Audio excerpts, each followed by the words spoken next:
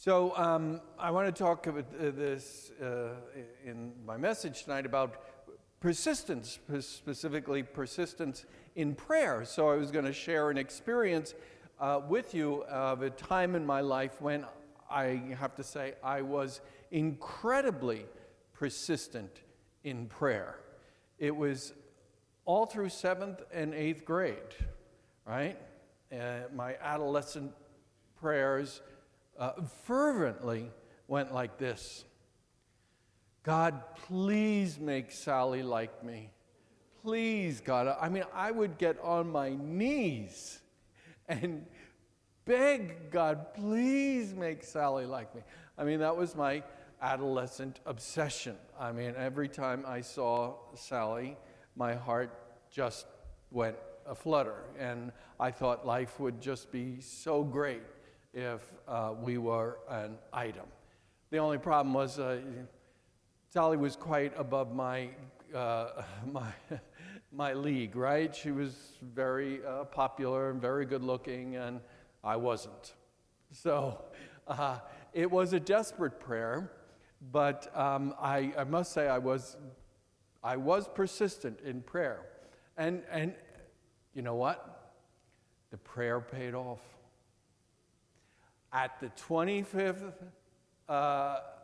reunion of our graduating class, at the cocktail reception, Sally, in no uncertain terms, indicated that she was interested in me.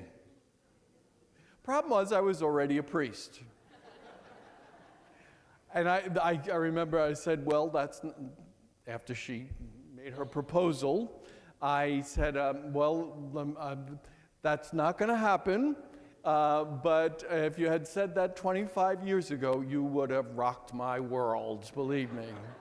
Anyway, but that is a good story of persistence in prayer, but the wrong kind of prayer. Because what was I persistent in praying for? One, I was going to somehow get God to change somebody else, right? It's not quite what God has in mind when God encourages us to be persistent in prayer. No, instead, we should be tenacious in praying for what is excellent, right, and honorable. So you reap what you sow. That is our theme, and so welcome to the second week of our message series titled You Reap What You Sow. And in this message cycle over the next few weeks before Thanksgiving, the readings at Mass offer important lessons about life and faith, and they reinforce the axiom, we reap what we sow. In our relationships with God and others, we reap what we sow. And this is, of course, a metaphor that comes from nature. First, the seed is planted in the ground, and that's the sowing part. And the seed will produce fruit with the right balance of water and sunlight, nutrients, and care.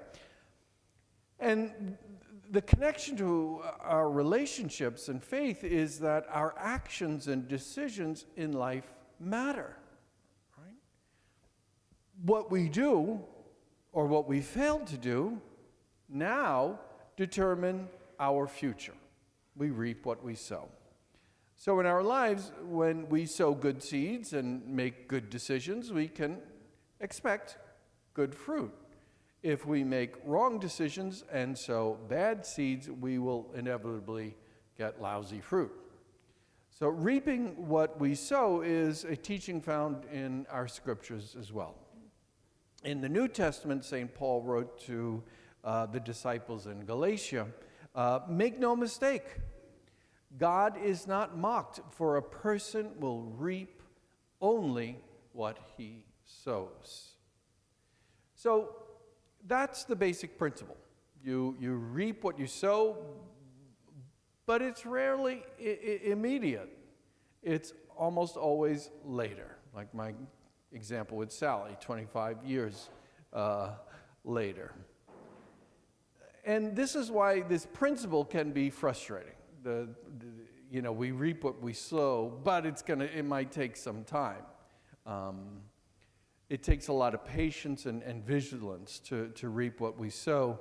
And so today we specifically want to look at the importance of being persistent. And to be persistent means not giving up on our goals and plans and hopes and dreams, right? At least not easily. Persistent people strive to achieve something even when their experience is difficult, challenging. They experience setbacks or defeat or an unexpected snag. When pursuing something excellent and honorable, we keep going, trying, and believing, right? Maybe you've heard of Thomas Alva Edison, right? He is credited with inventing many things, especially perfecting the light bulb for commercial use. And this is exactly the public image he created for himself. He was he was a brilliant man, but he was also a man very, very attentive to his public persona. And he worked very hard to create a very certain type of public persona. And this is a very good example of it. There are many pictures of Thomas Alva Edison, but he's always in the laboratory by himself, and that is by design.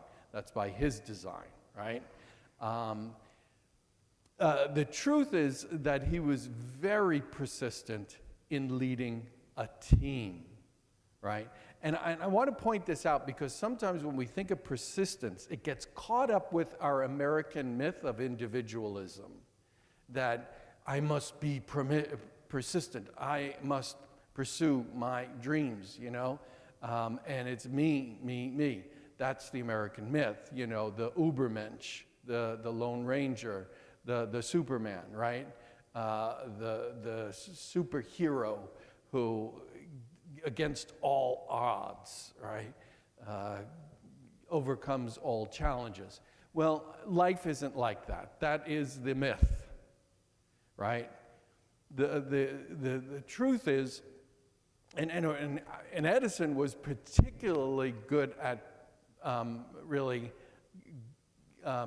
digging into and amplifying that myth.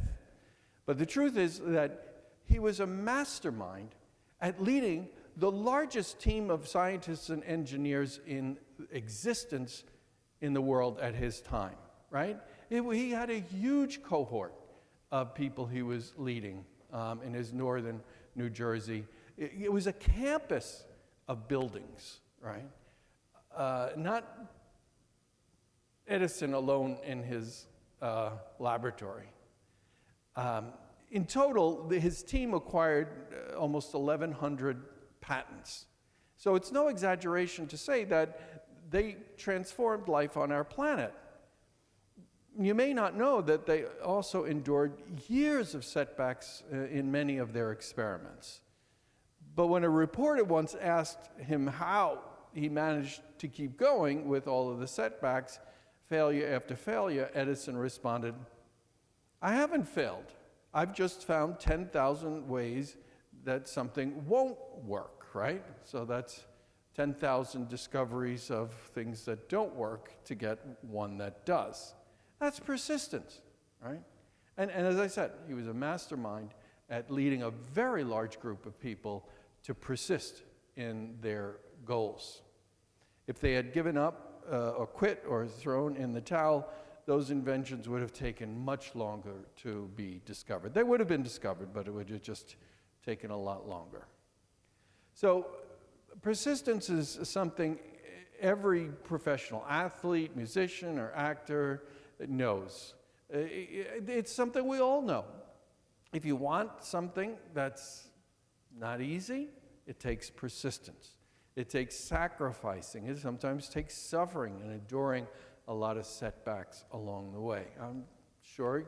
I'm hoping that you're thinking of some examples from your own lives where you've been able to persist when it wasn't easy. The same is true in our relationships. Right? If we want good relationships, we have to be persistent in making sure that they're good relationships. And that includes our relationship with God. It's our faith, especially our faith. We need to be persistent. In today's gospel reading, we met a man who epitomized what persistence means. So let's look specifically at the gospel now.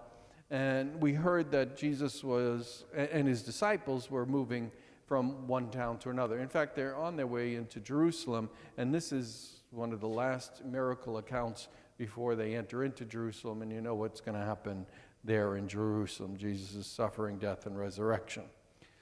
So while a large crowd was following them, they passed Bartimaeus. And where was he? It's very important. Some of these details are extremely important. He was on the roadside, right? Meaning that he was kind of alienated. He was put aside. And his name, Bartimaeus means son of honor, but he's in a place that's not a very honorable place to be. Because in Jesus' time, people commonly believed that if someone was blind, it was because of sin, right? Some moral detriment. And so they were not only looked on as being blind, but as being morally corrupt. And they were somehow cursed by God. That's why they would be outcast and mostly ignored by others. So, of course, they were beggars because they had no way of making a living, utterly dependent on the charity of others. And when someone told Bartimaeus that Jesus was passing by, obviously he must have heard about Jesus, and he started calling out. And people in the crowd told him to stop because, of course, that was inappropriate for this man on the margins of society to be calling out to this rabbi teacher. And but Jesus stops, calls him over, and doesn't call him directly, has the others tell him to come. The interesting thing is, wasn't it pretty obvious to Jesus what Bartimaeus needed?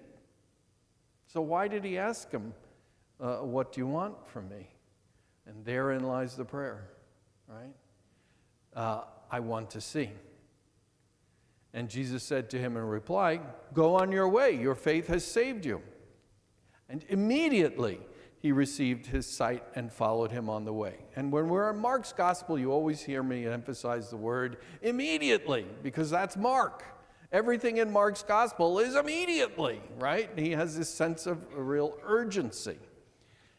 So Bartimaeus had persistence. And when others ignored him and tried to silence him, he would not give up.